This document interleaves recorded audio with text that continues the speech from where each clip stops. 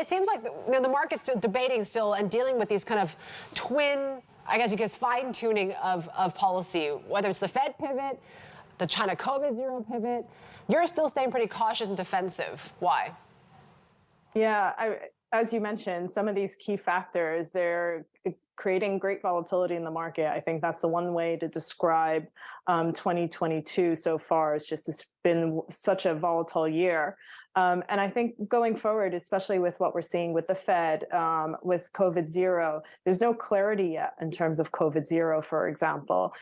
Even with the Fed is signaling that they could potentially scale back on some of their hikes, but nevertheless, they're going to continue to hike.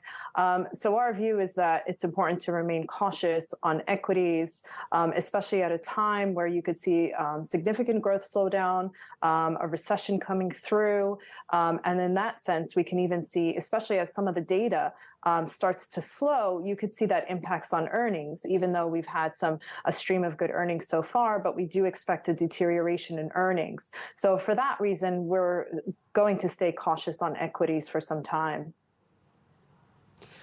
What about the China calls, right? We're seeing, all these banks since, I guess, October really kind of piling in, saying this is kind of the big bet. But really, they made similar bets about a year ago as well, and look how wrong they got.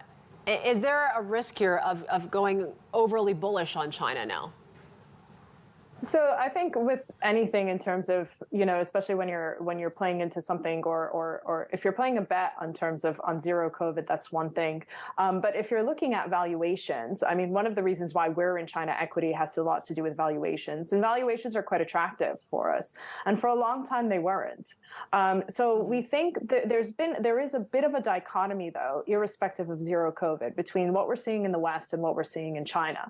And so what we're seeing in the West is that we're seeing a slow deterioration in activity. But what we're seeing in China is a potential slow improvement. It is going to be very slow, especially with zero COVID in place. But we do expect some incremental improvement. We've seen it over the last few weeks with some of the announcements on the real estate sector that have been, in many people's minds, game changers. So there are some incremental improvements that we're seeing in China that does make us a little bit more optimistic there. Okay. Are you kind of making any bets on it in particular? Are you looking at particular sectors that maybe these valuations are looking too cheap to not take part in?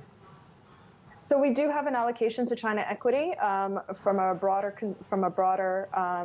view. For China A, China H, we do have an allocation there, and we think there's opportunity there.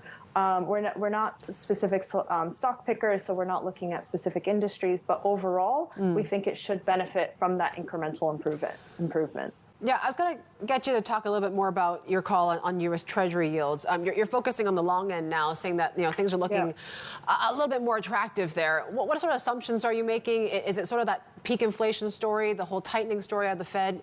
Is that more than likely than not priced in already?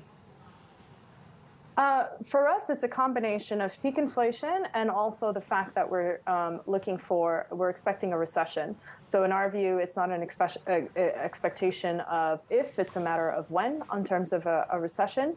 So in that sense, we think the back end of the curve and the 30-year, the 20-year will actually do very, very well in that environment. So that's what we're positioning for, and that's why we like longer duration treasuries. Okay, and when it comes to in terms of what you're looking for in conviction, energy evolution and U.S. quality, can you walk us through kind of those themes that you're looking at? Yeah, so as I mentioned earlier, we're underweight equities, but we like pockets within equities. We're within the multi-asset universe. You have to find pockets that look attractive. So where do we find pockets that are attractive? So U.S. quality is one of them. U.S. quality is one of those allocations where we're focusing on companies that have really strong balance sheets, high ROEs, that are going to be able to pass on costs to their consumers. So these are really big name companies that may for some reason or another dominate their market. So they're very balance sheet healthy. So that's the U.S. quality, and it tends to be sector neutral as well. So we're looking at the S&P, but sector neutral. Then you take energy evolution. So what that that basket is, or that thematic is just a focus on new energy.